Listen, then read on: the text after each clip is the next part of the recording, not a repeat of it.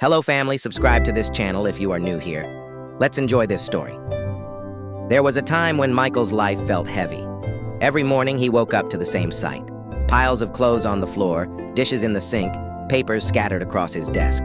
The air in his apartment felt thick, almost tired, like it was holding on to yesterday's worries. He didn't realize it at first, but his surroundings had become a reflection of his mind, messy, cluttered, and out of balance. He kept saying he'd get to it tomorrow, but tomorrow always came with the same excuse, the same mess, the same weight. Then one quiet Saturday morning, something changed. He looked around and thought, maybe if I start small, I can start somewhere? So he did. He picked up a few clothes, wiped down the counter, took out the trash. The more he cleaned, the lighter he felt. The room started to open up, and so did his thoughts. The smell of fresh air replaced the heaviness that once filled the space. By the time he finished, his apartment looked brighter. Sunlight finally reached the corners that had been hidden for weeks. But what surprised him most wasn't the clean floor or the shining table.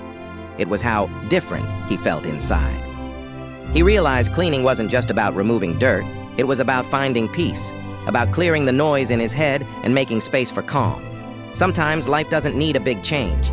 Sometimes it just needs a clean start, one you can feel in your heart the moment you open the window and breathe in new air. Because when your space changes, your mood changes. Your thoughts, your energy, even your hope begin to rise again. A clean home can heal more than you think. And sometimes all it takes to feel whole again is a broom, a little effort, and the belief that you deserve better. Do not forget to like, share, and comment.